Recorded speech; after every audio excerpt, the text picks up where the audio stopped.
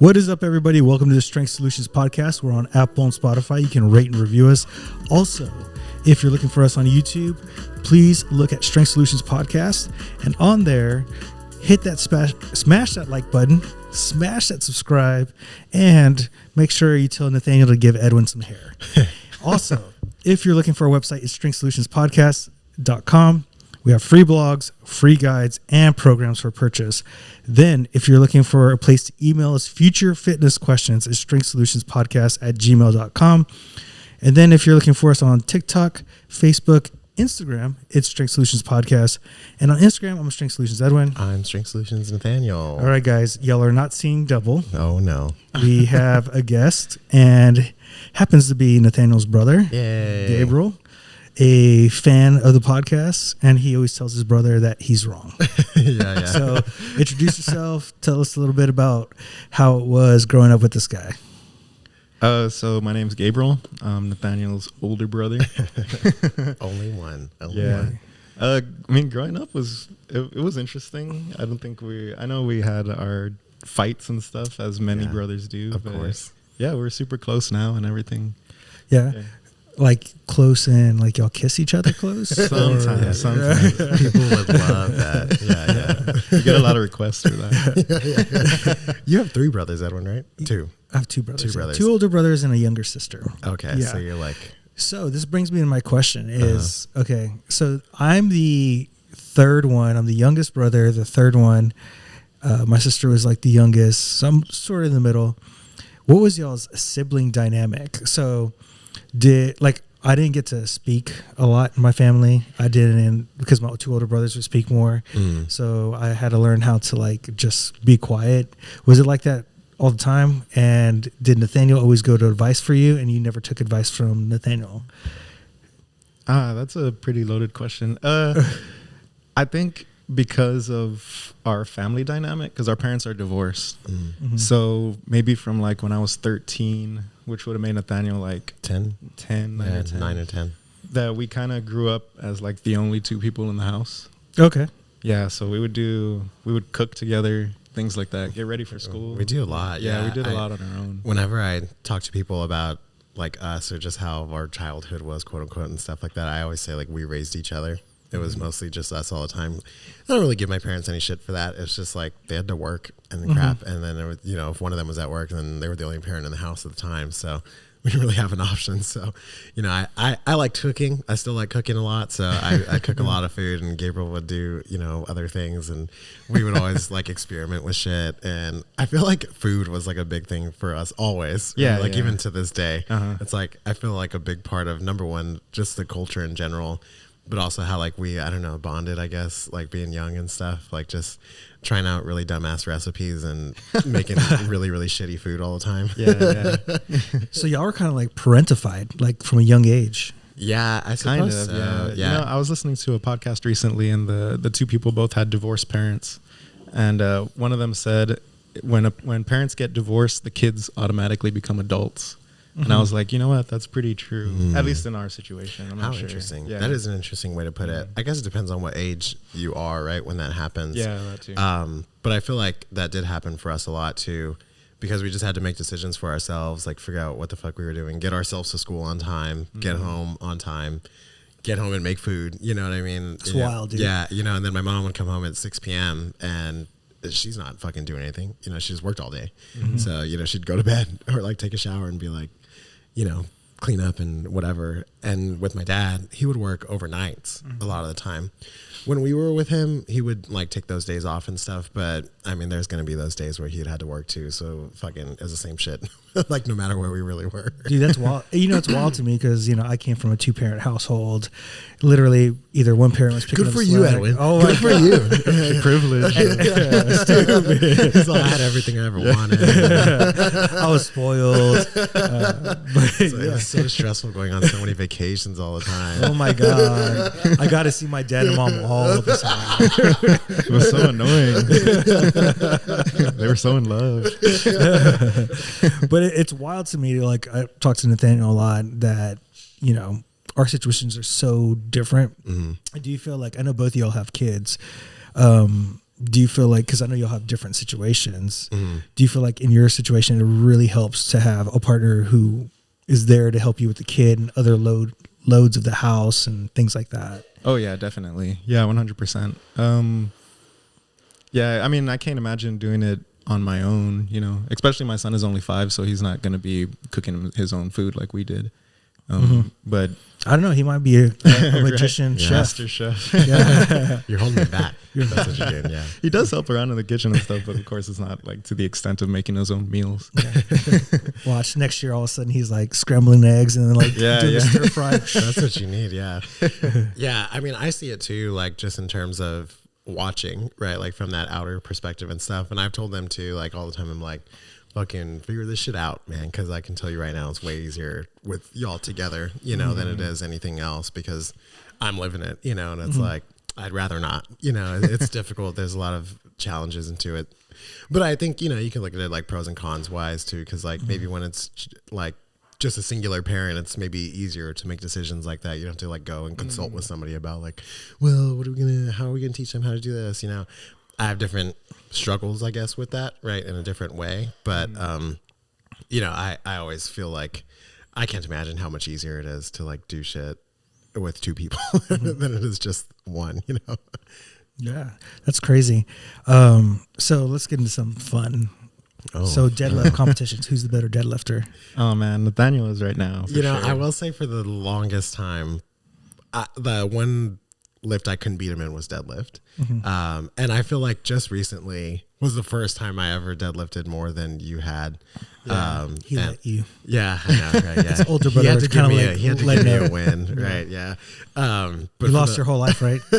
Riding the bikes, you lost. Running, you lost. Like, let me give him one thing. Yeah, for the longest time, I feel like you're a really good deadlifter. If I have to pick like one lift for you, that's my favorite. Top lift. My favorite lift. Yeah, I would definitely say it's deadlift. So, and then everything else, I feel like you two are the only two that I'll say that are like I can work out with, and I don't have to constantly fucking be taking off like 20 weights off the bar. Because Edwin, and I feel like each one of us is probably stronger in something than the other person and stuff like that. So, yeah, Nathaniel always beats me at upper body, like really, like presses and stuff. I think it's because it's your shorter. womanly hips and shoulders. My childbearing hips. I did catch up to you on squat this last time that we squatted. Yeah, we actually. What'd you squat? 315. Both of us. About time. Yeah, I know, yeah, about time. Yeah. Yeah, we both did squat really well. And I only think that I do better in bench because I'm shorter, and so I just have like smaller. So like I can smaller limbs. So I can bench better a little bit, and overhead press also. And he's taller than me, has longer limbs, things like that. So I think also that's why for the longest time deadlift he was just better at it than me, because I just didn't have the levers for it. Yeah, I know what that's like. Yeah. You live that life. Yeah, I live that life. Short limbs. That's why my bench is so good. Short King gang. Yeah. That's in right now, bro. Is it really? Yeah, Short Kings. Oh yeah. No way, dude. I'm in the wrong era. Yeah. It's your time. It's my time to shine. All right, so you have any like fitness questions, anything like that you've like fitness? I mean, I have questions, I guess, regarding like giving people advice for sure. Because where I work, people will ask me for advice, then I'll give them advice, and they're like, nah, I'm not taking your advice. Yeah. So like, how do you, in y'all's profession, do y'all have to deal with stuff like that? Yeah. So the first thing I say is listen to this podcast. Yeah. And then the second thing is, we deal with it all the time. Y'all deal with it with your family. I even deal with it with clients sometimes. And, you just got to keep on giving the advice and just be the example all the time. And eventually someone will come around, but you can never force somebody to make a decision. Yeah. And so you just got to be okay with the fact that it's okay that they don't do what you say. And it's okay that maybe it'll take them a year from now. I think Nathaniel recently talked on one of the podcasts about a client who like heard it from somebody else. And he was like, "Oh, this is what you've been telling me, right?" Yeah, I remember that. I think that it's less about you trying to figure out ways to convince people, and like Edwin said, trying to be okay with the fact that they're not going to listen to you. I don't know. Throughout my life and just going through personal training and stuff like that too, I really feel like there's a single person in everybody's life that they need to hear that from, whatever it is, you know, like maybe it's their mom who's always been a bitch to them about their weight or something like that. And they just want them to say one time, like, okay, go work out. And then, you know, then they're like, oh, I can work out now. And no matter who else ever tells them, they're never going to do it. Right. Or if it's in terms of just trying to tell them how to lift, right? Like a lot of people are still stuck in ways of old thinking. Like, let's say it's I think that's what I run into the most. Yeah. Like, let's say, you know, someone's like, I really want to lose weight. And you're like, oh, well, you got to lift 3 times a week and eat better. And they're like, no, I'm just going to keep running, or, you know, and it's like, okay, then keep running, you know. At that point, I almost try and be more encouraging. Like, I'm almost like, okay, keep running then. Like at some point it's going to work, right? If you continue running 5 days a week or something like that, cool, you know. And you just got to kind of, at that point, I feel like the more that you push them away from what they're doing, the more that they're just going to do it. Yeah, right. definitely. I feel like that's just like human nature in some ways. I don't know why. Yeah. Yeah. And I also think that it'd be good, like, you learn to give advice better when you're just like, okay, this guy's a runner and they're hesitant towards lifting weights. And you're like, you got to do 3 days a week. But like, hey, man, why don't you just try 1 day of full body workout? And then all of a sudden they're doing one day a week, and then they see their running gets better and it translates. And then they're like, oh, maybe I should do 2.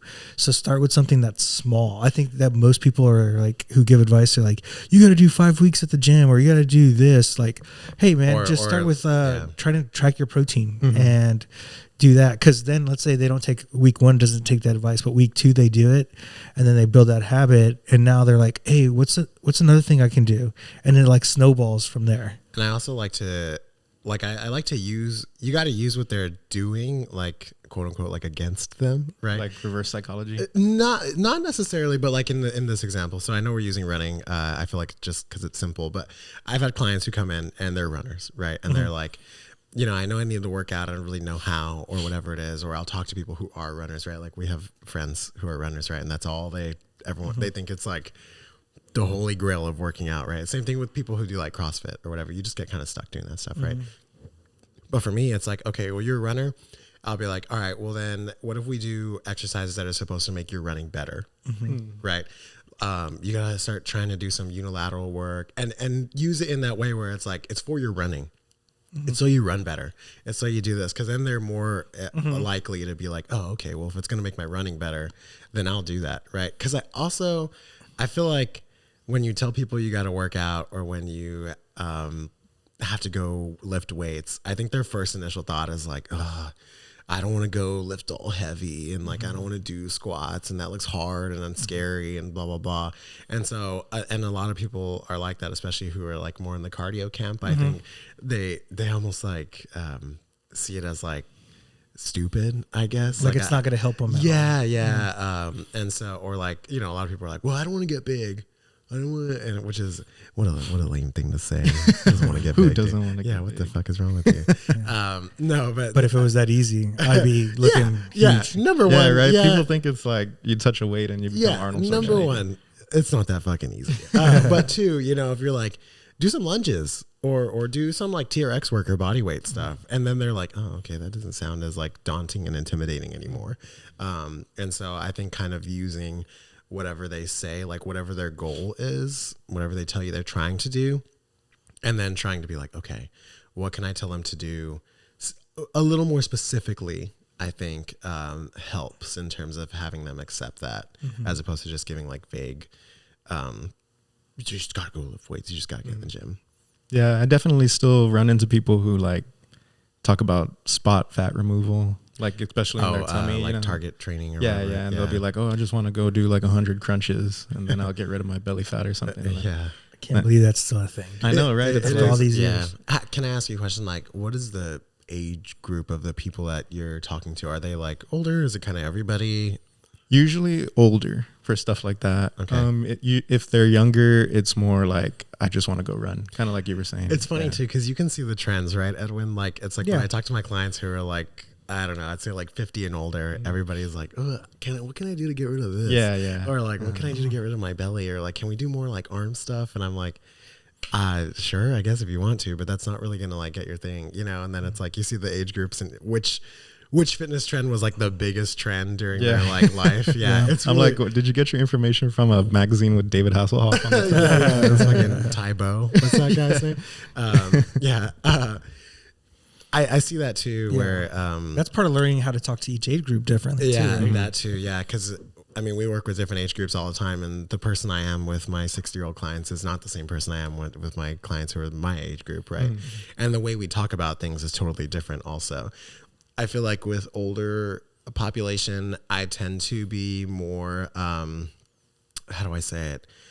Combative. I'm sorry, less combative with what they're saying because they're so ingrained in what they're already thought. And so at that point, I'm kind of just more encouraging, like I said, more like option giving as opposed to telling what to do, because they're just so set and they've also heard it for so long. So it's not really like their fault, you know, for thinking those things because it's. For 30 years of their life, they were told the same shit, you know, don't eat red meat, you know. Yeah, I've heard that like, recently too. Yeah, you know, and so you kind of just have to, I give options. And it's funny because for them, you really have to let them come around. I've definitely had a lot of clients who come in and they're like, this is what I want to do. This is how we're going to do it. This blah, blah, blah. And I'm like, all right, let's try it. And I sort of let them fail. Let them fail. And then they're like, well, okay, what if we do try this? Or when things aren't working right, I'm like, let's insert this one idea that we had. And then a lot of the times I feel like they are pretty easy, or not easy, but they're accepting to say like, oh, you were right. Like, oh, you know what, that did work. And then it kind of opens them up a little bit more. Not the young kids though. Yeah. And so with older population, you know, once I kind of crack that bit a little bit, they start to trust me and they might start to trust you too. Right. And then at that point you can be like, and at that point I'll poke fun. Then I'll do it. I'm like, see, like I told you the whole time. And you know, and they're like, I know. And then it's like, okay, all right. And then you get to have fun. Yeah. And then and it's funny too. Cause like once that one crack happens, you're like, okay, now you're going to listen to me and they come to you all the time. Hey, what about this? What do I do to do this thing? And then you tell them and they're like, oh, okay, let's do that. And it's like, oh my damn, if only we could have done this, 7 months ago when you were angry at me. Yeah. And I think like in your case, you're not a trainer, but if you get them to go work out with you, if you can get them in one workout, be like, I love using the seated cable row because most people can't feel their back. And then you show them one thing, they're like, oh, this guy really knows what he's doing. Yeah. Right. Versus, hey, I'm going to tell you what to do. And then they go do it and then it's incorrect. So if you could take someone with you to work out, I think that'd probably be the easiest way to kind of get them to open up a little bit. Cause I know as soon as I do my assessment, a lot of times when I do my assessment, they open up right away. And on the workout side, on the nutrition side, it takes a lot longer. Yeah. Just people are stuck in their ideas. Yeah. And I'll say too, and I'm not going to generalize everybody, but I feel like the older population definitely doesn't trust younger people a lot, right? Like it's just like, you don't know what you're talking about. Because they've been lied to the whole time. Yeah. And then, so you kind of have to like prove to them almost that you do know what you're talking about, that they can trust you, that et cetera, whatever. Because, and I think be careful too, like Edwin said, I think that we have sort of the upper hand in that because we literally work out with them so we can show them all those things. But if you tell somebody, hey, you have back pain, go try a deadlift. And then they do a deadlift wrong. And then they're like, oh, that hurt my back. See, I knew it. Deadlifts are bad. I'm never going to listen to you again. And then they reinforce that to themselves that they should never done that in the first place. You don't know what you're talking about. You don't, whatever. So when you do give advice, I'd be like, these are things that you could do, but I wouldn't do them on your own. Like you may need to get a trainer, or if you got time this weekend, we can go, or, whatever it is. And then I bet that'll help too. Because this guy, man, he's a little fitness ambassador, dude. Yeah. Like I really like Gabriel a lot in terms of how much he tries to help other people, even though I know he gets pissed off sometimes. Yeah, sometimes I'm like, man, I don't know how Nathaniel and Edwin can do it. Like I'm literally like, I'll give somebody advice and then they don't take it, and then they'll ask me again for advice and they don't take it, and I'm like, I'm just not helping you anymore. Fuck off, man. Yeah. No, it takes a while for people to come around, especially like if they're not with you, Yeah. And because there's another guy who used to train. Works for a company, and we both know who it is. Okay. And they'll ask him advice, and the same thing. And he's like, I actually do this and like work out, and he's very fit and but they're not going to take advice. And sometimes it's the setting. It's just you're in that setting. They're going to ask you. And if you get like a younger person, they're going to be like, well, I saw this on Instagram. And then like anything you say is wrong because this fitness influencer said it, right? And even though a lot of those guys are like extreme and wrong as well. That's where you could head them to like really good podcasts to like listen to good information like this or like Mind Pump, that's Jordan Syatt, like lead them to other people who are really good in this space that where they're starting out. So I wouldn't be like, oh, go see Andrew Huberman or Bill Polkowski and all them that are like high level thinking. Go to like people who are going to talk to the general public a little bit more. Yeah. And I'll also say this just to help your mindset in a way is that people come to you. They're clearly coming to you to ask advice. They know. They know that what you're saying is right. They do. I promise you. I think it comes down to them at that point. Either maybe they're scared of doing a change. They've been doing it for so long, so they're comfortable. But they clearly come to you a lot, right? Yeah. A lot of people come to you and ask you multiple times whether or not they're taking your advice, right? And so they do trust you. They do know that you're right. I bet deep down inside somewhere they know. But I think that it comes down to them at that point. So I think as long as you're like planting those seeds, clearly it's like working, right? Because people continue to ask you. So I think just keep going with it. Like I said, you got to give the advice and then just like separate from it. Yeah. And the next time they ask you again, give the advice and separate from it. If they take it, they take it. If they don't, hey, I gave you the advice, you know? And then when they do take it and they come back and go like, damn, dude, you're right. Then you can be like, bitch, see, I told you, you know, and then that's the fun part. Yeah. That's the fun part. So you just bide your time for that piece. Yeah. I'll get people who will ask me something and then they'll give me like hard stops. Like I don't have time to go to the gym. Or I'm too old to go to the gym. Too old. What the Okay. fuck? Yeah, So yeah, let's talk about not enough time. Be like, do you got 15 minutes to at least do push-ups and sit-ups at home while watching your Netflix show? Yeah. You don't have to go to a gym. And I bet a lot of times they're still going to be like, no, I can't. My life is so busy and blah, blah, blah. Then just be like, damn, I don't know. Hopefully you can make the time, you know, because I bet it would help a lot, you know, and they'll be like, yeah. Because I've also found, you know, like just in conversation with people and going to therapy and things like that, a lot of the times people ask questions, right? They ask you a question and your like inclination is to give them an answer, right? Clearly. Because they may even ask you a question that needs an answer, right? But a lot of the times they don't want an answer. They want you to like, I guess like validate them. And I understand that not all emotions and feelings deserve validation or whatever. But a lot of times, like if someone says, or if you say, hey, you should try to go to the gym. And they say, I don't have time to go to the gym. And then you can go, why? And then they say like, I've got kids or I work all the time or I got to come home and do stuff. And then honestly, I bet if you were to say like, damn, that does sound like a lot. Hopefully you can make it to the gym at some point. They're going to be like, yeah, it is really hard. And it like, I don't know. It's that snowball effect of like, oh, well, like, I know it's really hard, but like, is there any way you can fit it in your day or like all that? Yeah. You know, and like trying to find those things. And I think just kind of understanding them first. And you may have to understand them like that 8 times. And then at one point they'll be like, so I was thinking the other day, you know, like I have 30 minutes. Is that enough to work out? Yeah, it's enough to work out. You know what I mean? And you know, you probably don't have enough time to go to the gym. Let's be real. Right. So what can you do at home? You know, and they'll be like, well, you know, and then it kind of like, I think that for you, you have to realize that these conversations are long spans of conversation. You're never going to, and I'm sure you've noticed that already, right? Yeah, 1 week is not enough. 2 weeks is not enough. You're looking at like months of trying to change somebody's mind. Years sometimes. And you're to be starting people at such a low level. I think people want to start up here. Like literally, if they do a yoga video once a week, that's good. Yeah. Like that's where people are at. Or they go walking in the morning 5 minutes after they wake up and they go walking for 10 minutes or 15 minutes. And that's all they can do. That's where they have to start. Because I also know that all of us know, right? Like, okay, the goal is go to the gym. Right. A lot of people are not ready for that. And so when I first started working out, there was this YouTube channel called Fitness Blender. And they had like 10-minute workout, you know, 45-minute this, 30-minute that, whatever.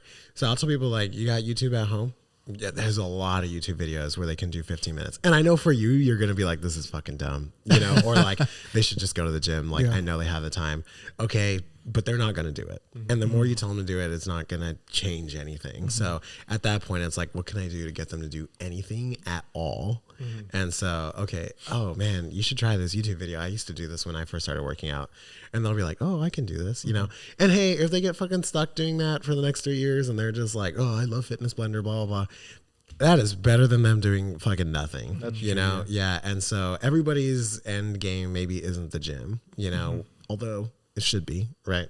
Some people just don't. Honestly, I think as long as anybody finds something that they're doing consistently, that's better than not doing anything at all. Yeah. And then let's talk about the too old.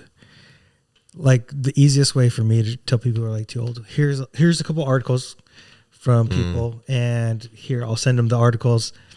Look how much better this older person feels, how they get.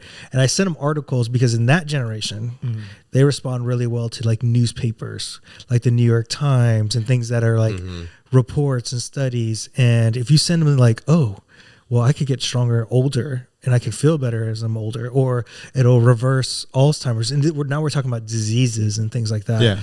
They do really well when you like send them stuff like that, where working out is going to affect like, oh, less likely to have Parkinson's, less likely to have this, because they're thinking at a different level. They're thinking, I don't want to break my hip.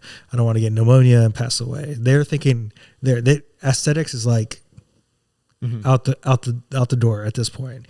I think around like 60, I noticed that transition for clients. They're like, okay, what can I do from like 60 to 90 to keep me healthy longer? Versus I think at 50, they're still like, oh, here's my like arm, like Nathaniel was saying earlier. I almost feel like in that age range, it's almost like I can feel like a sense of desperation almost.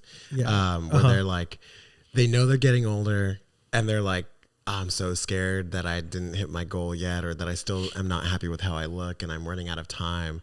And so they almost like double down on shit really hard, where they're like, no, like I need to work out every single day, all the time, 3 hours every day. And I need to do yoga, and I do this and I do that. And I'm like, what the fuck? Cause like, I really find in that generation, they're like nonstop and they don't want to rest or do nothing. Like, I know when I train them, I have to slow a lot of them down. Yeah. It's like, and it's funny cause I see it like spanning across all of them, where, I'll be like, all right, let's do a set of dumbbell bench press. And then, they're like sitting there and they're like, what's next? I'm like, another set of dumbbell bench press. Like, we're just going to wait for a second. And they're like, oh, well, shouldn't we be like doing something in between? And no, but it's like all of them, dude, are like, they're just like, go, work hard, don't stop. And I think again, you see the generational like shift in mindsets and what was popular and the way that they thought and stuff like that. So it goes real deep in terms of that. So, and I hope that kind of helps you, I guess, not feel so, I don't know, pushed off, I guess, whenever they don't take your advice. Yeah. I guess I don't really know. I guess instead of feeling pushed off, I'm just kind of more like frustrated. Yeah. And I guess, we get frustrated too. Yeah. You shouldn't. I don't anymore, because you gotta let go of the fact that you can't get people to do something unless they think it themselves. And I don't care who you are, whether it's financial, whether it's working out, or even your day-to-day life of like what to cook for the day. They have to come up with the idea. Your goal is to be a better salesman in the sense of you want them to think the idea themselves. Yeah. And when they do think the idea themselves, they'll go back to you and be like, oh, I remember you told me this, but in the back of their head, they're like, I thought about this idea, but they'll go back to you because you told them first, and like, oh, it really worked. And you got to just like, that's so true. It's like it's a back and forward kind of thing. It really is like that too. Like, I've totally had people come up and like be like, oh, I figured out this thing to do. And I'm just like, yeah, I told you that. But to them, it's their idea. And to me, that's a win. Yeah. And you got to just eat it. Like, like you got to just be like, thank you fucking God. Yeah. They figured it out somehow. Someone told them, or, I've had people be like, oh, my friend started doing this thing, so I'm going to do it with them. Awesome. I'm really happy that you're going to do that with them, because at this point, for me, it's my job, right? So all it does for me is I'm like, that just makes my job so much easier. Now I don't have to do that thing anymore. Now I don't have to convince you of that thing anymore. Somebody else did it for me. Yeah. And you got to think the feeling of frustration is your feelings. Why are you feeling like that? Because you want credit and validation in what you said. And so therefore it's about you, right? Where the frustration should never be there. Instead, if you made it about them, it's more about, okay, how can I just help them? Yeah. And I know it's going to take time. And so no matter how they get there, right? Yeah. At the end of the day, you made it about you versus them. Right. I think that's a big part of personal training too, because I mean, I do take things personally sometimes in terms of when I can't help people and I see them struggling still and stuff like that. Because it feels like I'm like, fuck, man, like, why can't I get this person to fucking do this thing, you know? Or you know, we've been doing this for so long and they're not losing any weight or, you know, whatever it is. And at a certain point, I have to be like, it's not me. You know, I gave them everything I could. Or when they achieve something, right? And they figure it out for themselves, quote unquote, right? Like, I'm like, cool, then, you know, again, it's about them. I'm just glad that they figured it out and we can move on from this and start doing something else. Yeah. And you're the person there when they figure it out, even though they didn't say it was because of you, they'll start trusting you more and they'll start asking for more advice. And then you'll be like, I'm not frustrated anymore. Right. Yeah. Cause I know that that's like a big thing for you is just feeling frustrated with everybody. Yeah. I guess I'm just like, I've done it before. So then when I tell somebody and then they're like, nah, you're wrong. And Yeah. I'm like, well, Yeah. And I know you as a person too. And I know you're like that where it's like very much like, well, I did it. So why the fuck can't you do it? Yeah. Which is true, right? In a lot of senses. I think that, you know, It's not true though. It's like, it's Just like I have two parents you didn't, right? Like, Yeah. It's very complex when we talk about emotions and life. I grew up in a country town versus somebody who grows up in the city. Your experiences, what is your genetics like? On top of that, you know, within genetics, y'all's two different genetics play a variable, right? Just in lifting. Imagine like even the way you think is completely different, right? We talked about it before the podcast. Like we think pretty similar about certain things where Nathaniel's very like passive. And it's just, there's all these factors. We act like life is like this simple formula of black and white when there's all these variations in between, you know? I think that it is like anybody can do anything, right? I think that's what I mean by like, it's But true can in they? some ways. I think they can. I think Can I that play you basketball in the NBA? could, no, but you can play basketball, right? You can do anything to At your to level. your level, Yes, right? To yeah. your extent of what it is. There you go. I just wanted to correct you. Yeah, you just want to It's on the camera, guys. It's on the camera. I just want you to say I'm right. Yeah, it's like anybody can do anything to their level, right, of whatever it is. But everybody has different struggles and challenges. That's why, like, whenever we see, again, like fitness influencers and stuff that are like, you just got to work harder. Or you just got to, like, just go to the fucking gym. What's the problem? Or, you know, everybody has the same 24 hours in the day and stuff like that. I was like, no, we don't, though. You know, like, we really, really don't. No matter how much it seems like that, or I may sit here and be like, well, I have a kid. I have essentially like 2 jobs, you know, I'm like building a house right now. And I hate when people say they don't have time or whatever. It's like, well, I don't know. To them, they think that they don't have the time. So they don't. You know, I can't change anything about that. I can't make them think differently. Even if I sit here and say, well, look at all the things I'm doing in my life, you know, whatever, they're just going to be like, well, yeah, but my life has this, you know, and they're going to keep trying to get that. So that you say like, You're pushing them further away. yeah, you're pushing them further away because now they're just, they're like digging deeper into their own shit and they're like, no, my life is hard. Like it is harder than yours, you know? And then, so, that's what I imagine people are doing in their head. I mean, it's what politics is going through right now, right? You're right. Yeah. Like it's like them as you, it's just become more extreme and extreme and extreme and extreme, right?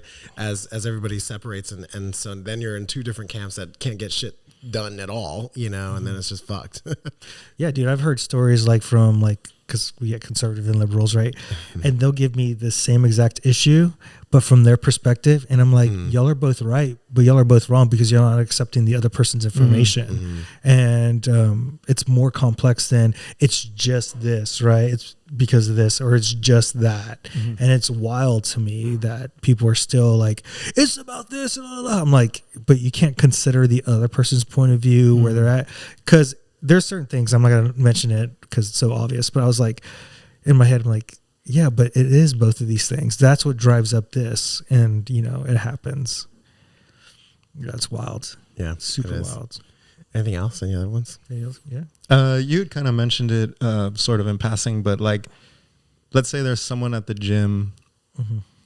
How do you get them to like work out with you? How would you like invite like at the them? gym? Yeah. In the gym? Wait, hold on. Are we talking about male or female? Hold on. Wait. Let me clean it up really quick. Okay. So you're saying that there's somebody at the gym that you want to work out with? Let's say there's someone at the gym that's like that and you're like they really want to lose weight and they're just doing treadmill, and you'd want to say like, hey, how would you want to? How well do you know this person? Well enough. And you said they're a guy? Yeah. Yeah. Okay. Call that him makes pussy. it way easier. Yeah. No, Stop being a little bitch and go lift some weights. Like, how would you say it? Like, they're like, they've never lifted a weight before, and you could say like, hey, you want to, would you want to come work out with me? Ooh, you know what? Something like that. You know what I mean? I thought of something right now. Go for it. You could say something, because I think it comes down to intimidation. A lot of the times it's intimidation of being scared, and also of being scared of failing. I think a lot of people are scared of that. They don't want to go squat with you because, oh, fuck, Gabriel can squat a lot and he's going to make fun of me because I can't squat, or I don't want to fuck up his workout because he's just going to sit there and whatever. So I bet if you were to say something like, hey, I was going to try out this new workout today. I haven't done it before. Do you want to come like see and figure it out with me or something like that? I bet they'd be like, oh, okay. Like, cause now you're on equal playing field, right? Now it's like, oh, well, he doesn't really know this workout, so maybe I can do it with him and we can do that. And then from there, it's fucking, you're already in. Now he's already working out with you, and be like, oh, cool. That was really awesome. You know, I just saw it on Instagram and wanted to try it. I'm going to go do squats now. Do you want to learn that with me? And now they're stuck. Yeah. Right. Yeah. So now you got to cut them trapped, and they're going to be like, oh, well, it's good. You know, they could just be like, no, I'm just going to go back and do the treadmill, but they're going to know. They're going to be like, fuck, I should have just went to go do the squats. And I bet next time they'll be a little bit more open to it. I don't know. That's just a quick idea I had right now. I think another idea is to be like, oh, we're going to do like push-ups. We're going to use some machines. Just get them on the machines. Like easy stuff. Like stuff that's not intimidating. Or be like, oh man, I lifted really hard yesterday, so I'm going to do like a lighter day. Do you want to like hop in with me? I think you got to bring that intimidation level down, like way down, you know, like make it so that you guys are the same. And then from later on, you can bring them in, because man, I told this story on the podcast a while back, but I know exactly where you're going. I was at Crunch a while back, and it was me and Camille, and we were working out and doing stuff, and we had caught like our eyes on this group. It was a dude. It was two dudes, and they were making out and stuff. So, these two guys, and one of them was clearly very fit, and the other guy was like not. And I could tell they were friends just from the way they were acting and stuff like that. But it was all, this guy's whole goal was just like kill his friend and just like make him feel like shit by the end, get him super sweaty and doing shit that I was like, he can't fucking do a hanging leg raise, dude. Like there's no shot. I can barely do them. They're hard as fuck. And so, you know, and it was mostly, and it's funny because Camille pointed it out later too, because she was like, did you see those two guys? And I was like, I did. Because it was mostly about that guy showing off. That guy showing off, having his friend do it and be like, well, you know, yes, we got to work out more, or I could do it. Like, you know, don't be a bitch, you know? And I think that a lot of people think that that's the way it's going to go. Because I've had, you know, clients or friends come and work out with me for the first time, and they're like, don't kill me. And I'm like, I'm not. Like, I literally have no desire to do that to you, because it's not going to help either one of us. So I think that there's like just a lot of intimidation factors that come with it. And if you know this person well enough, maybe you know some of those things that maybe might intimidate them. So you just got to kind of figure out what it is, especially if they're a friend. I think that helps a lot, because you can kind of finagle that a little bit better. And you can, I think, especially with guys, like poking fun a little bit sometimes helps and stuff, because that's just the way we are. Yeah. I was talking to our couples therapist one time, and she was like, yeah, when girls get together, they talk about their problems, and they do, you know, this and they do that, and they just like spiel their whole day to each other, and that's just how they communicate. And she was like, when guys get together, they just make fun of each other. And I was like, yeah, for real, that it is really what it is. So it was in terms of communication, and like coming home and being like, how's your day? And me being like, it was all right. You know, it's like, that's just the way it is, because, you know, my partner is thinking like, what the fuck? Like, why aren't you spilling every single emotion Yeah, you had yeah. the whole day? And it's like, I don't know. I don't fucking want to. I don't even think like that, you know? Yeah. So, And, you know, that's part of like just men in our society. And it's a culture thing that we're taught to hold emotion in and not tell anybody. And I think it's gotten better recently, but we've just been taught to just, people are like, fucking painting their nails and shit joking like around. that. I God know. damn. Yeah. Don't trust a guy who paints their nails on Yeah. If I YouTube. can have long hair. Has long hair. Yeah, to piggyback off your story about that dude, or about the guys at the gym. There's a group of guys. It's like 3 guys that go to my gym now, and one of them, he's more fit. He's kind of like on the smaller side, but you can tell he's more fit than the 2 friends that he brings. Okay. And they'll work out together. And the first day, because I think it was a little before or a little after you had told that story. Oh, okay. So they came into the gym, and I had my headphones on, and I lowered them secretly so I could hear what they were talking about. Look at this fucking eavesdropper, bro.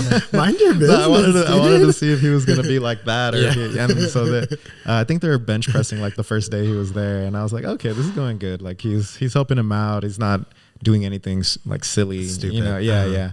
And they'll go and they'll do like lat pull down, some machine stuff and all that. And they're just having a good time. So I'm like, okay, that's good. Like, Yeah. it's not like that story that you told. Right, yeah. And I think that's what it is like, because that's going to help your friends way more, you know, than doing any fucking dumb stuff like that. Because people like that don't come back, you know, because they're like, oh, that was really hard, or I felt really dumb, or my back hurt a lot afterwards, you know. And so there's all those things. And so I think you just got to make it super, super accessible to them, especially like you said, they've never lifted a weight ever.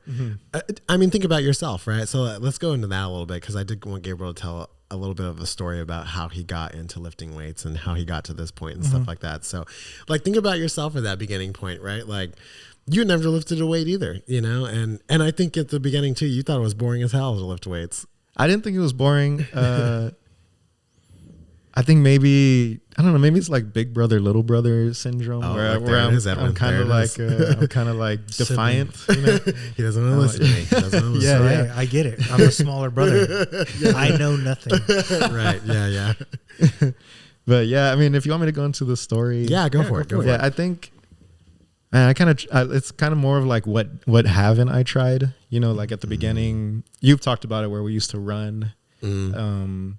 I would do like at home workouts, like calisthenics. I had like a pull up bar. I could Did put you on do my Insanity? thing. I did do Insanity for real. Was For it real. P90X or Insanity? No, Insanity. Yeah. Okay. So Shanti, baby. let's do Shanti, let's do like a chronological order. Okay, Right, let's see if so- I can even remember So chronologically. I would say like start from when we were running in like high school. Yeah, I feel like I've always been like fitness minded, but I've never had like a good plan. It's like I guess I kind of grew up in that generation where people were still like riding their bikes all over town. So I used to do that kind of stuff.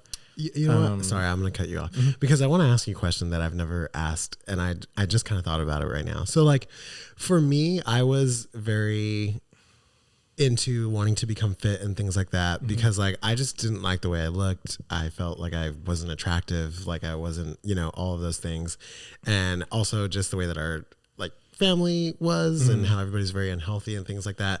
But I don't know your reason for wanting to become fit, I guess. I think I was more like inspired by like wrestlers and things like that. You know, like I was always like, man, I wish I could look like Shawn Michaels. We did or watch a lot something. of Yeah, wrestling. we watched Yeah. wrestling. There was things like Dragon Ball we used to watch where you're kind of seeing like these manly men and you're just Right. like, oh yeah, I Yeah. want to be like that. Which I kind of think is funny because then we were like, yeah, let's run. Isn't that funny though? Yeah. Because you do that, Wow. right? Yeah. And that's like where I kind of put myself in these other people's shoes when they're like, I want to be healthy, so I'm going to run. And I'm like, okay, I guess I did used to think like that. Yeah. And so I did like calisthenics. There was this guy, he's like, I guess like a YouTuber / he had like his own internet thing, but his name was Scooby. I don't know if y'all have ever heard of him. I know feel- Scooby Doo. Raggy. He's like this older, he's probably like in his 50s at the time when I found him, but he's a bodybuilder. He's dead now. But he would do like YouTube videos, at home workout type things. Like this is what you can do at home to be if you want to be like a amateur. Like when the fuck would you do this? I don't remember you doing. This was like maybe. Bro, you don't remember a lot of your childhood. That's true. That's true. Because we had like weights at home. We had like dumbbells, adjustable dumbbells. They went to like 40 pounds, and we would do stuff like that. Pretty good. Do push-ups, squats, sit-ups. I would just do bicep curls in my room all the time. Yeah. I would do like forearm shit. I'd be like, I'm gonna get fucking jacked. Yeah, I'd do like squats with like one of the dumbbells. He's so disappointed. It's wild. But yeah, he on his website he had meal plans. He could put in like what you wanted to weigh versus what you weighed now, and it would tell you what to eat. And then he had like at-home workouts. So if you didn't have weights, or if you did have weights, or if you could get to the gym. So I did stuff like that for a while. I had a recumbent bike. Oh yeah, we did have that. We put that shit together. I remember. So a lot of like cardio-based stuff. I really love cycling. So for a long time, my goal was to just be like a good cyclist. And to come with that meant that I had to lose weight, because a lot of cyclists, like, I remember reading an article one time that said Olympic gold medal cyclists are like averaging 155 pounds. I believe that. So I was like, I want to be 155 pounds. And I used to like say stuff like that to myself, and I would do insanity and stuff. And I was like, this is going to help me be a good cyclist. And then that's around the time when Nathaniel started telling me about the gym. And I was like, I don't need to go to the gym. Cyclists don't go to the gym. They're not strong. Like I remember having those conversations. And I guess that was where like my defiance came from. Yeah. And then at the time I was working at the job I'm currently at. And I worked with a guy who said he was a personal trainer at one time. Everybody's a personal trainer. Yeah. That's why I kind of say it in that way. I'm like, he said he was a personal trainer. But yeah, around that time I had started going to the gym. And he was going to a gym in San Marcos where I live as well. And he was like, come with me to the gym. I think the only person I had ever been to the gym with was Nathaniel. And that's so he could teach me like how to squat and stuff. So I went to the gym with him, and we squatted and we bench pressed. And I was like, okay, I think I see now with somebody there who was pushing me and not necessarily teaching me, like, okay, I can squat more than I thought I could squat, or bench press more than I thought I could bench press. And then that's when I sort of, one big thing is I discovered the sport of strongman, and that got me like hooked. I was like, oh shit, I want to be strong. Gabriel loves strong, and I want to be strong. And I got like really inspired at that point, and I was like, okay, now my goals completely switched after that. Interesting. I wonder if it has to do because you're the older brother versus younger brother. Because as I got into it for insecurities as well. And I wonder if my brothers work out weird. Because they're just, I want to be inspired and stuff. Because maybe because we didn't get a bigger voice in our families. And so you kind of grow into that insecurity a little bit. It makes me think. That's interesting that you said the same thing.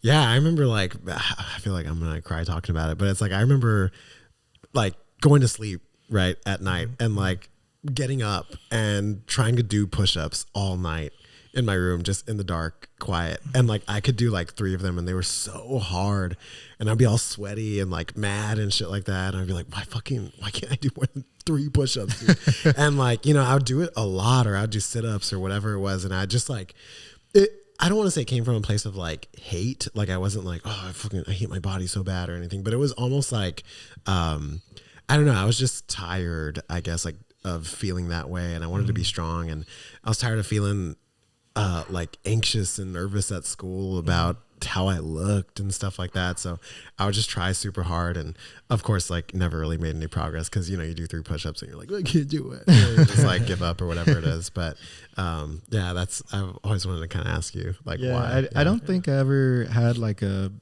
insecurity about my body. I do remember a couple of times very like seared into my memory where like after high school, I was hanging out with one of my friends from high school, and he was like, "Oh man, you're getting big." Calling me fat, I guess, kind of like in the way guys play around, like we were talking about earlier. He wasn't like being like, "Dude, you're fat," but he was just like kind of like in a jokey way. And I kind of was like, "Oh yeah, I am kind of getting fat." And then I remember one time. Well, y'all talk about working at Target, but I used to work at Target too. Oh yeah, and Target boys. The guys. It was like right after. I can work at Target. Part-time jobs on the weekend. Right with James. Damn, I said a name and I know you told me. No, I think we've said that before. That one's fun. Yeah, we got to keep Edwin out the background though. But all the guys were in the break room. And this is right after I had my son. So I definitely gained some weight. I knew I did. I felt funny in the clothes that I used to wear, all the guys were in the break room and they were talking about other people being fat. And I walked in and I sat at another table by myself and I was listening to them and then one of the guys said, "You know who's gotten fat? Gabe." And I was like, "Oh shit." Like again, it was just like a jokey thing, but it's also something you kind of like take. Yeah. And you're like, you know what? Yeah, I have. Which is funny because I remember back then I weighed myself and I weighed 207 pounds. And I remember thinking like, man, I'm fat. And right now I weigh like 218. And I'm like, oh yeah, I feel like really good. You know, that's weight's relative, right? Yeah. Weight's relative, yeah. And it really does look different on everybody. Yeah. And I think that's also a good like shift in mentality also, where you kind of shift from being like so weight, I guess, orientated, and you start looking at how strong you are. Yeah, right? yeah. Other That's factors. definitely what I base my progress on, I guess now. Is like how strong I am, not really How strong, how do you feel? Yeah, what do you fit in your clothing? Am I out of breath when walking? You know? Yeah. Out of breath when talking. You know? Yeah, interesting. It's wild, dude. Yeah. So part of me thinks some of your frustration comes because of your beliefs. Just listening to you as you change through your time makes me think a lot of your frustration comes from like everybody should be hitting the gym. Yeah, it comes from within yourself, because the way you talked about it as you were going along made me think, man, it's because he wants everybody to do the gym. But if he would tell people just to like, hey, let's do the gym to support what you're doing outside the gym, you may get a different result. It also it definitely like I've had that thought before. I'm like, everybody's got to go to the gym. You know, like, I know like it's just a mentality I have to get out of. You know? Yeah, and you're not wrong. You know, in some ways, I think a lot of people should at least like go to the gym and do something, right? To support. Yeah, but I think that we also have to change our concept of what gym is. Like, it's not always doing the barbell and hitting squats and stuff like that. Like sometimes gym is working out at home, right? Sometimes gym is going for a walk outside. And so I think that kind of has to change mentality too. Well, maybe there's a hierarchy of what's the best way to do stuff, you know? There's a best way. I think people need to change the best way to do stuff. I think there's a best way to build a physique. There's a best way to play basketball and use the gym. There's a best way to play baseball and use the gym. I think you got to like talk to people in that level and figure out exactly what is best for them, that individual. Like if I have a rock climber, we're not going to do a bunch of leg work and like all this stuff. We're going to work on grip and forearm strength, but they're still going to the gym. It's just in a different manner, you know, and mimicking what they do in the actual event that they want to do. And stuff like that. I think we make it too hard because we're like, this is the only way to work out. This is what we got to do. I'm on this camp. Like CrossFit's the only thing. Like it's just insane. It's the same thing we do with nutrition as well, right? So I have clients who want to be vegan. Go ahead, be vegan. But I'm going to tell you the reality of being vegan is it's hard to get your protein. It's hard to get all the nutrients you need or the calories that you need to build muscle and stuff like that. So I think it starts with you. I really do. Yeah. I've definitely accepted that, but it's just hard to be like, nah, you got to go to the gym and do squats and deadlifts, and not everybody. Yeah, and then also look at like how long did it take you to go from here to here? You're here now because you understand what it's like to be strong, to build a physique a little bit. But you started, that was years of transition, and you want these people to change in like one day that you give them advice. No, I'm like, listen to me. Yeah, because I mean, I look at that too, where, and you know, to your point about saying the big brother mentality, I think that the part that has helped me maybe not be as frustrated or accept a little bit more, or just kind of like let it go when people don't take my advice, is from trying to give him advice, right? Okay. And then him not I taking, guess I was that person. Yeah, you were my first like practice. You know what I mean? Because like I remember sitting and looking at text messages and just being like, all right, like you know, if you don't want to go to the gym, then don't. You know what I mean? I'm not gonna like force you to, but if you want to, you know, let's go try it out or whatever it is. So thinking about that, but I think that there's a lot going into, I guess, trying to change that perspective of how to help people in there. Because I feel like that's your, I don't know, I don't want to say your calling, right? But I see that as you're the person, right, where everybody comes to and ask questions, especially like between your friends at work and stuff like that. So I think as long as you can kind of come to that conclusion yourself, then you'll be a lot better off doing it. Yeah. Any other questions? Anything? Let's see. not fit, it doesn't have to even be fitness related. Yeah. Just like, Yeah. I feel like I did, and then like as we're talking, they kind of like pop out of my I brain. know it's hard to It's kind of hard. keep them going and It's the track. lights. I can't stop staring at it. It's all bright. It's all bright. I did want to say kudos to you when you did the intro. I was like, damn, Oh. he's just doing that right off of his memory. Yeah. Yeah. I do it. I've done it so many times. It's ridiculous. At this point, he just does it. Yeah, Yeah. spitting You it practice off. it in the mirror or something. No, dude. No, I think we talked about siblings, right? And I think, are there times when Nathaniel says something, you're like, oh, he's completely wrong because you're the older sibling? Not anymore. Be honest so now. much. I do. I think When did, okay, maybe not so much anymore, but when did the switch like flip? When do you think it like, okay, we're more even and we're siblings versus you're the big brother. I have to take, because at the end of the day, it was 13 and 10, you said? Yeah, right? pretty much. Yeah. And so like you had to take care of Nathaniel from that age on, right? So like you parentified yourself probably even more than Nathaniel had to parentify himself. And you're probably like, I'm the one that's giving the direction. I'm the leader, right, of the household at this point.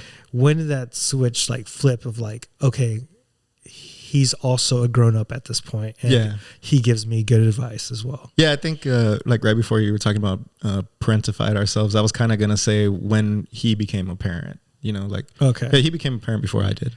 Okay, and I think when it gets to that, I know he had to like grow up really fast.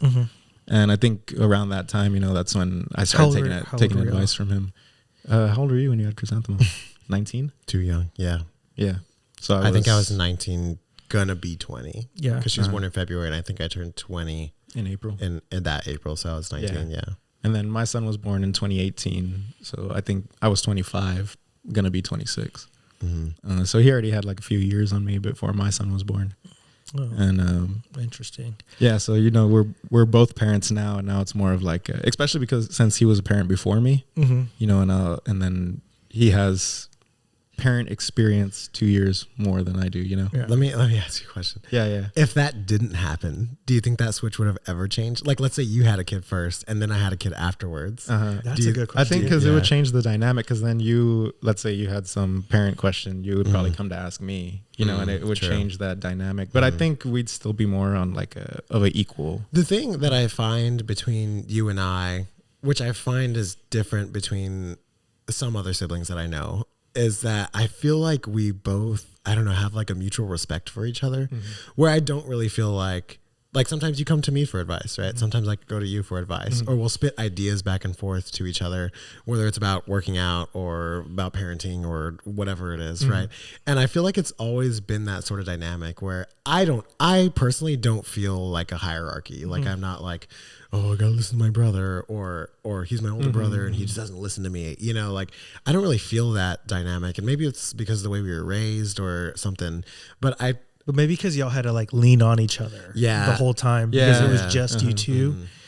Because I know in mine there is like a hierarchy, right? Yeah. Like my brothers are 3 to 4 years older than me. They did everything first, highly successful. So I'm just a little brother, which is right. It's really interesting, yeah, because I feel like a lot of people are like that, right? And then I feel like there's other families where it's like almost everyone's sort of an individual. I don't really see that hierarchy either in some cases. And I hate using the term, but I guess I find it more in like broken families, right? Like where the parents are divorced or whatever it is. Like each sibling kind of just becomes like a person. There's no cohesiveness. There's no cohesiveness. Yeah. There's no real, you know, that's the older brother. We all listen to them. You know, it's everybody kind of has this separation almost, which again, pros and cons, right? I'm sure there's pros and cons to that as well. I remember a specific memory that I have of all of us. I don't know if you even remember this, but all of us going to Sea Island with our dad was there, our grandma was there, me, Christina, my son, and you and Chrysanthemum. And she had a little apple juice carton. Chris? Chris had a little apple juice, and my son did too. But you pop the little sides of it up, And you were like, here, grab it from the sides. And she started drinking it like that. And I remember in that moment, I was like, oh shit, he knows tricks that I don't know. You know? I think that was like That's wild. It was like a turning point. You know, like That's interesting. Yeah. It's weird to hear that stuff because we don't really talk about every single thing that happens. You know what I mean? Yeah. So it's funny to hear stuff like that. Yeah, it's just, I was tired of fucking squeezing the goddamn thing all over ourselves. It's like, I gotta figure this shit out, dude. Yeah. No, it's crazy because I know there's moments in my siblings' life, and I've always been never asked anything, right? I've never been asked. And it's not the oldest, the one next down, right? The middle brother. When he asked me about running and marathon training, because I experienced it, I was like, wow, I'm actually getting asked this question. Yeah. And I'm thinking to myself, like, Did he take your advice? He did. Oh, wow. And one thing I will say, our relationships have changed. Like, I think there is a little bit more mutual respect. I'm still not the one that's heard the most, but they will respect my opinion more than they used to. There's still like iffiness, but I remember that moment, him asking me, and like, wow, he took my advice. He's actually listening. But I do think that brother is like very intelligent, and he's been ahead of like, I need to listen to different people. And that's how he became successful over time. Yeah. And different thoughts and different ideas. And I took that lead kind of like from him. That's why I listen to like even all my clients who have different jobs, different political beliefs, different religions. Like, you take each perspective and you make a better perspective for yourself, kind of thing. It's really interesting. It's funny because the way that you say that too, we're very similar. Yeah. Like, I remember when I was younger talking to like therapists and things like that, and the way that we grew up and took care of each other and stuff like that, I was like, I never really felt like I had a singular parental figure who was like, you need to make sure that you do this when you grow up. And you know, like, no one did that to us, you know? And so I had to get pieces from everybody that I talked to, like you said, like, whether, you know, it's the person that works fast food or it's the lawyer that does this or whatever, everybody has like a piece. And then you kind of take all those pieces and you form your sort of own, you know, self-conscious, you know, of like what it is. And so it's funny that you kind of have done the same thing. And I'm sure you've done the same in some ways too. Now that you put it that way, I'm like, okay, yeah, I guess I have done something like that. Yeah, because it's like the way that I sort of parent my daughter now is different than our parents parented us, right? And like I will talk to her like that and be like, look, when you get older, you know, you need to make sure that you don't do, you know, the way that you expect a quote unquote parent to like be. Whereas I can honestly say I don't really feel like we had a lot of that, you know, like not a lot of those conversations about life and growing up and stuff. And again, to no, you know, blame of our parents or anything, they're probably just too busy with fucking going to work and shit like that, you know. But I see that different now. You know, and I give our parents' generation like a big grace, because they're the first generation where both parents really went to work. First one where divorce was prevalent. Like, it was the first one that people started splitting up a lot. And we didn't know the changes that we're doing with families and stuff like that. I think we're just figuring it out. And I think I see it in our child's generations, that they're talking more of like, girls are less likely, they're more likely to slut shame again, and like sleeping around's a bad thing, and like, you know, holding on to it. And they're the first generation to it's like going backwards. It's going back. It's going the other way, and get off cell phones and social media. They're starting to do that in like high school and stuff like that. It's not Boomers. Cool. But you're starting to see like this flip back. Yeah, and I think we're the generation that was like that in between, like, oh, let's just accept technology and all that stuff. So we're like figuring it out. Oh, that is pretty interesting. And seeing, okay, what can we take from the older generation that we could put on our younger generation of kids? And don't get me wrong, there's always like extremes within the generation of like, hey, this person does it this way, this person does like gentle parenting versus actual like harsh parenting. Like, it's always going to be around. But I think our generation is starting to figure it out, because it's so different and unique to us, right? Like every 80 years, there's like a boom. What was that? Do you remember that book? That was The Cycle? Is that what you're talking about? Where it was like the hero generation? Yeah, every 80 years, yeah, there's like it's like I don't know. There's like a shift in what group takes over, I guess, as certain things. And we're considered the hero generation that's coming up, and it's because we're the transition period. And then there's like, I don't know, there's like a knowledge generation or something. There's a creative generation. Like a Renaissance group and stuff like that. And so, but it like through time has tracked the same, that like this at this point in the millennia, this starts to happen. And it's pretty close each time. It's super weird. And we fall into that generation of like saving, I guess, of the previous generations past and changing of ideas and stuff like that. I can see that for sure. Yeah, because I mean, I see it in parenting, right? I see it in fitness, right? The way that we're sitting here talking about fitness differently, right? As opposed to the way it was in the past, trying to help. And we gotta change how shitty everything was for us, you know, and you kind of have that like ingrained in your head. And the reason I believe this is possible is social media. I think we bash social media so much that it's bad, but this has been the positive. I've been able to learn so much information. And if you find the right people, like you can use social media to your advantage, and people bash it all the time. As much as I hate it because the extremes, I love it when I find the right people, the right education and stuff like that. Gabriel's fucking off the grid, dude. No, I have no social media. Really? I don't know how he does it, man. Such Gen Zer. Sometimes he'll send me like a meme or something like that, and I'm like, how the fuck do you even know what that meme is? I get it from like the radio. Like I listen to the radio and they talk about like current events. Like, I'm did you see this meme in the newspaper? Like, yeah, like Haktua. I heard that on the radio. And it's crazy sometimes because sometimes he will talk to me about memes, and I know that he doesn't have social media, and I'm like, damn, that shit's transcending like social media into just like culture itself. You know what I mean? Like, and it's super weird. How do you do it? Like, how do you not have social media? Not that I'm sitting here being like, you need it, you know what I mean? But it's like, how do you actually, I don't know, interact, or how different is it? I don't know. I mean, I just never had a problem interacting before, I guess. Like I don't go like, oh man, if I got to interact with somebody, I need social media or something like that. Why have you stayed so far away from it? I guess I don't want to take like an extreme, but I guess I don't feel like it's necessarily good. Yeah. I mean, I understand. I don't want to be like, oh, social media is bad or some shit. Like, Yeah. But I don't see like a brings benefit more of it peace too to your much. life. Yeah, I think it does. Because you don't have to worry about it. Yeah. And then, I mean, if I still want to see something funny or whatever, I get it somehow, like how you're saying. You know, I think like, the thing about social media that I would say is like the quote unquote bad part is when you get stuck in your bubble.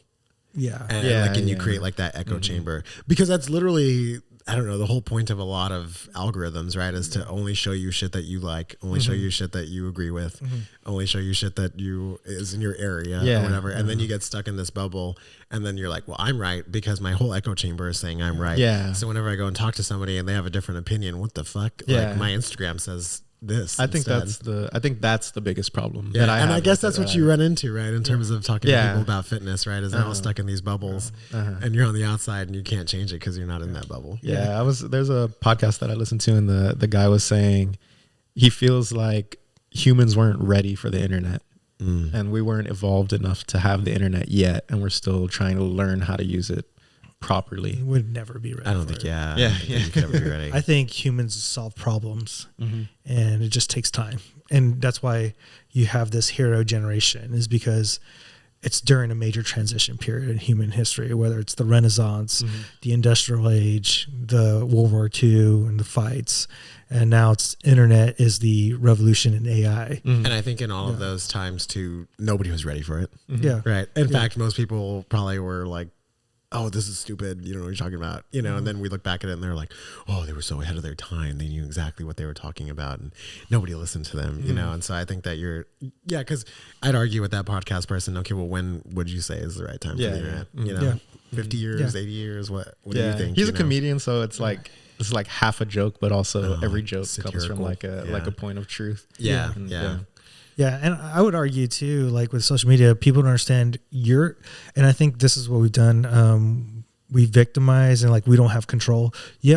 Once you start giving yourself control of everything, you control your algorithm. Like I literally will search one end and then I'll go to the other end. I'll give a perfect example for you non-social media people. I'll see Fox News and then I'll watch CNN. Then you get to see both sides and then you can make a better opinion. The problem is people will stick to one side. And it's the individual's fault, right? Yeah, a lot of people don't do what you do. Yeah. And I think that's the biggest issue, is getting control of yourself for all these people who are like, it's like this and like that. And it's like that example I told you earlier, like these two people are right, but they're also wrong because they're not accepting the other person's information. Yeah. You I know? do like I have like YouTube. I don't know if some people consider YouTube like social media, but That's I probably really don't. I see it as an educational platform. Yeah, Do you use Reddit? It can be, but huh? Do you use Reddit? No, not really. Interesting. Sometimes I'll like search a question online and like Reddit will come up and I'll read it. Other times like you'll send me something from Reddit and it won't like let me get on because I don't have a Reddit. So like if it's like 18 plus or something, it'll kick me out. So a lot of You're sitting up porn stuff.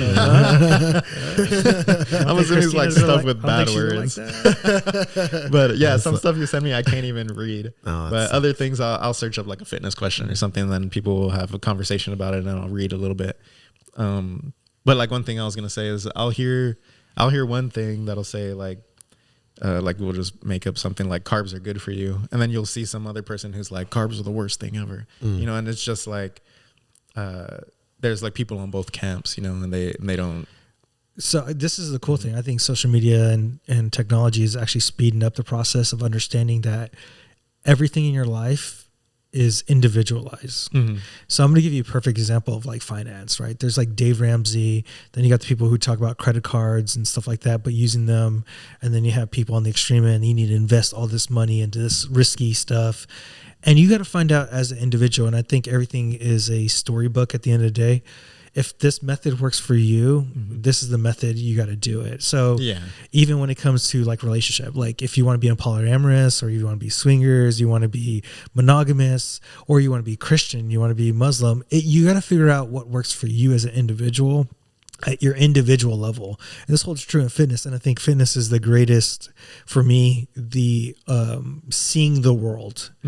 And because you learn a lot of lessons through fitness that apply to the real world.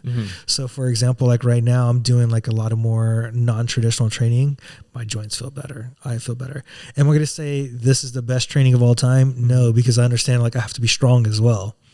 But I've also have to learn how to calm my mind. And so I'll go and do yoga, and then, my core's a little bit weak. Maybe I'll do a little bit of Pilates and core work, you know, and each aspect you got to figure out how to fit in your life and the amount of time you have. And I think too many times we just like this or that, like this is the best thing, you know? I mean, that's what Nathaniel says all the time. This is the best. I'm like, bro, calm down. Only one thing. Only one. The only exercise you need for bigger chest. Oh God. Yeah. No, but I agree. There's so many different, I don't know, ways to go about every single thing, and we're just preaching the same stuff we always preach, is like individuality. And I think accepting that not everybody's individual life is going to be the same as yours, because I used to be like that. You know, you're not wrong, Edwin. You know, in some ways, I remember sitting at home and being like, why does everybody do shit like this? Like, this is the way it's supposed to be. You're supposed to be in a relationship like this, or you're supposed to do this thing. And it makes me mad when people don't understand, because that's how it is, you know? And it was through talking to other people that I realized, like, oh, everybody's normal is different, right? Everybody's, what they accept is different, right? And I can't really change that. And in fact, I just have to accept that and understand that even though this is what I think is right for me, that's it. It's just right for me and not for anybody else. Yeah. I guess this is a good spot to end the podcast. So Sure. Thank y'all for listening. We're on Apple and Spotify. You can rate and review us. Then you can check us out on YouTube. You can smash that like button, smash that subscribe, leave comments down below. Also, if you're looking for a website, it's strengthsolutionspodcast.com.